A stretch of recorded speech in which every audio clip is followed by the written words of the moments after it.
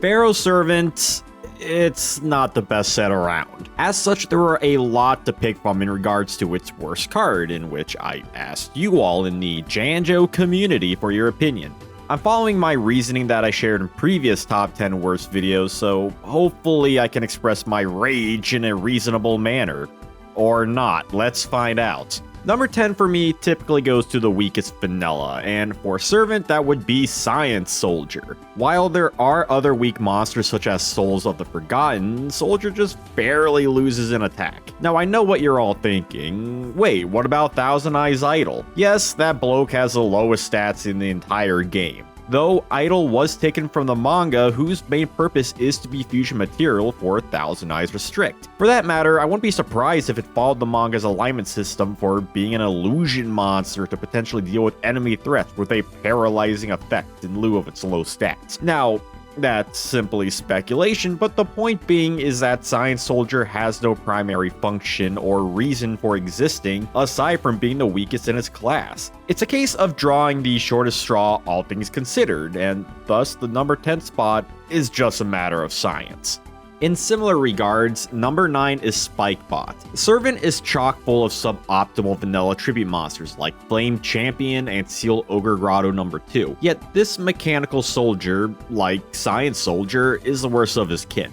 1800 attack by this point in the game didn't mean a thing, considering on top of Lodgin, Red Sea Snake, and 7-colored fish, Servant introduced another 1800 low-level beater in Harpy's brother. And same deal with its 1700 defense, when plenty of 2k walls exists, let alone Servant's new defender, Island Turtle. I considered placing some other tribute monsters here like Sword Hunter, Invitation to a Dark Sleep, or Wing Weaver. However, the former two at least have somewhat usable effects, and Wing Weaver can beat over plenty of monsters on the playground. This leaves this machine less Spike Bots and more Spike Not. Let's recover from that one with number 8, Monster Recovery.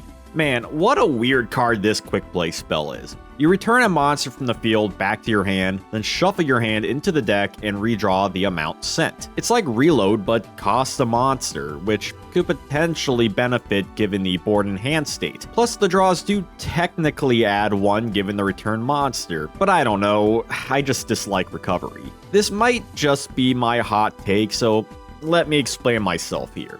With Reload and Magical Mallet, it's a simple hand refresh primarily for combo decks. Recovery costs a monster, which makes it way more time appropriate, seeing as you can't activate it without returning said target. So it makes it overly specific and possibly at a detriment to lose board presence if you absolutely need to shuffle back your hand, like for Metal Zoa.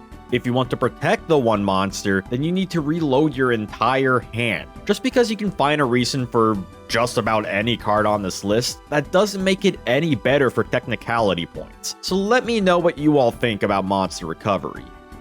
Heading into number 7, we move away from the vanillas. Allow me to introduce you all to Drill Bug. This insect is parasite support in that it can search for parasites upon inflicting battle damage. The issue here, well, there are multiple issues. For one, it needs to deal damage, which is easier said than done considering its attack is only 1100. It can beat over a Sangan, sure, but not much else. Then the search doesn't even add the target to the hand, it goes to the top of the deck. Really? Would have been better if Drill Bug itself had to be destroyed or removed from the field in some fashion, as well as adding the target directly to your hand, because Parasite is already such a finicky card. I didn't put that on here in Drill's place due to Parasite having support, directly or not, throughout the game's history like Jade Insect Whistle and Insect Barrier. So I can't totally hate on Drill for being a support card, I just wish it didn't handicap itself. Makes me want to drill my own eyes out. Jumping right into number 6, we have Gamble. Let me read this card for you real quick. Quote, you can only activate this card when your opponent's hand is 6 or more cards and your hand is 2 or less. Toss a coin and call heads or tails. If you call it right, draw until your hand has 5 cards. If you call it wrong, skip your next turn. Unquote. You can already tell this card is sus. It has such a specific requirement only to be met with a coin flip, with the wrong call being the cost of your entire next turn. Wow. And if you do call it wrong, keep in mind that your hand is currently sitting at 2 cards, minus 1 card on field, and any advantage that would be given on your next turn. All for 3 to 5 draws, you're better off running pretty much anything else, whether it be more draw cards, destruction, defenders, you name it. That said, I can't help but view Gamble as that, a gimmick card that is played for the fun of it, whatever that may be. Gimmicks do have some leniency since they are designed with jank in mind. Like, you can't be any more clear than running a card called Gamble, right? Do yourself a favor and don't bet on this card. Halfway there, number 5 is another trap, this time in Major Right. If your opponent returns monsters you control back to the hand, all monsters on field get shuffled back into the hand and both players set monsters equal to the amount of monsters initially sent. So yeah, it's rather specific on its utility since it requires a bounce back by your opponent no less, so you can't compulse your own monster. By this card's conception, Compulse and Abyss Soldier were far from release, leaving your best bets to activate this card being Hain and Wall of Illusion.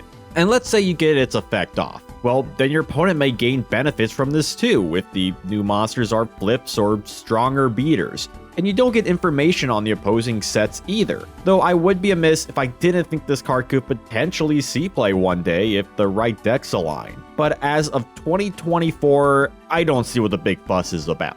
That's a joke on the translation of Riot's Japanese name if you didn't know. And if you're enjoying this list, consider liking the video or subbing if you haven't already to watch more retro Yu-Gi-Oh videos like this. And if you're a big fan, then become a Janjo patron to help the channel pump out more awesome videos, much like Arnold pumping iron. Which, by the way, I recently watched Conan the Barbarian, and that movie is freaking awesome. Go watch it if you haven't. Now we've got an interesting one, as it's a tie, and interesting too, I should say. Yep, number 4 is both Reign of Mercy and Bombardment Beetle. You look at these two cards and don't see anything in common, which rightfully so. One increases both players' life by 1k, and the other is a Man-Eater bug, but for set effect monsters only. Let's get one thing straight. Both cards are bad. I mean, they're on this list, aren't they? Reign essentially does nothing as the life point gap remains the same, and it's worse on average than Dian Keto, barring plays like Bad Reaction to Samochi. Whereas Beetle is so slow and specific, it's a wonder why it was even printed. The best way I can see these two are being cards that are simply outdated on release. They both have superior versions, which makes this pair to be a poor choice. Being outdated isn't necessarily a stamp of being the worst card in the set. It only means that while these cards are indeed terrible, they do little harm in the grand scheme of things. I even consider putting Gift of the Mystical Elf here too as another weak heal card. However, its initial run in the OCG gave it a pretty bonkers ruling where it healed once per monster, which made Fire Princess kind of nutty. I got to give credit where credit's due, which is more than I can say for a lot of these entries.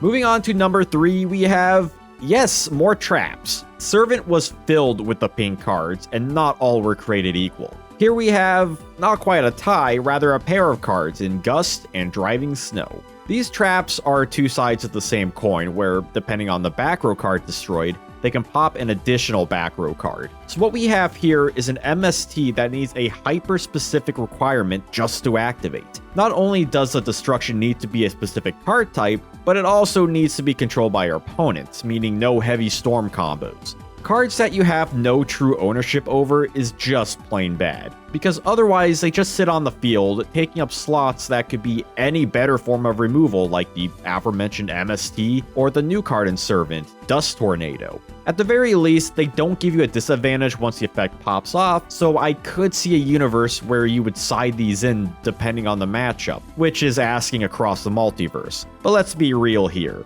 these storms blow. The stinkiest of the bunch, number 2, is Deep Sea Warrior. This underwater soldier is just awkward. It's a monster that, as long as Umi is on the field, is unaffected by spell cards. This is nice, as it's protected from spells such as Dark Hole, Book of Moon, and Paralyzing Potion. Why did I pick that card? Unfortunately, this means it's also unaffected from positive bonuses like, well, Umi, or a Legendary Ocean, or Axe of Despair. For that matter, he can't get a boost off Umi either since he's a warrior type. Even if you normal summon him by using Ocean, his attack would still sit at 1600, which is incredibly weak for a 1 tribute monster. Like I mentioned earlier, there are plenty of 1800 beaters in the game by Servant's release, let alone 1700 attackers, so spell immunity aside, your opponent can just beat over it. At least Legendary Fisherman has 1850 attack and can't be targeted for attacks either. Deep Sea Warrior just hits all the wrong notes for card design here. It totally reeks of early design flaws or possibly oversights. I can look at Gusts and understand the design they were going for, to create a card that punishes destruction. But Deep Sea over here is all around bad, from its level, to its attack stat, to its typing, and to its effect. At least its defense stat is good enough. Not enough, however, to make this card in any less deep shit. And before we get to number 1, let's recap the top 10 thus far. Number 10, Science Soldier. Number 9, Spikebot. Number 8, Monster Recovery. Number 7, Drill Bug. Number 6, Gamble. Number 5, Major Riot. Number 4, Rain of Mercy and Bombardment Beetle. Number 3, Gust and Driving Snow. Number 2, Deep Sea Warrior. And number 1... oh boy, number 1 is a doozy. It's not just 1, nor 2, nor 3, nor 5. We got 4 cards here. Metal Detector, Armored Glass, Mystic Probe, and World Suppression are all on the front-facing sides on the doo-doo die. They all share the similar effect where they can negate a specific subcategory of back row card. Armored Glass for equipped spells, Metal Detector for continuous traps, Mystic Probe for continuous spells, and World Suppression for field spells. When I asked the Janjo Knights in my community tab what the worst cards in Pharaoh's Servant were, a large majority said these 4 traps. They're a crap quartet that has a negation effect so specific that each has a 1 in 9 chance of being active given the amount of back row subcategories in the game. Less active considering when you actually want to negate a card or even have the availability to do so, since you need to draw into them and their traps. And even more so assuming that your opponent doesn't have any form of negation or, dare I say, a follow-up play. And keep in mind that it's only for 1 turn and it doesn't negate the activation, meaning that should your opponent activate a field spell, it would just turn back on the following turn. Technically speaking, you could shut off your own cards for a potential benefit like Imperial Order, but that's asking for a lot of leniency here. Armored Glass is ass, Metal Detector only detects bullshit, Mystic Probe can go probe itself, and World Suppression can't suppress itself enough. This is all to say that Pharaoh's Servant is chock full of bad cards, considering that this top 10 list had essentially 15 cards. And of course, back in the day, the only card I was able to pull were multiple copies of Mr. Volcano, and a single Magical Hats for my troubles. But at least it wasn't 15 Metal Detectors. Count your blessings, I suppose. But what do you all think? Agree or disagree with the list? What cards would you remove or add? Or do you just completely agree with this list? Which cards are not worth serving the Pharaoh?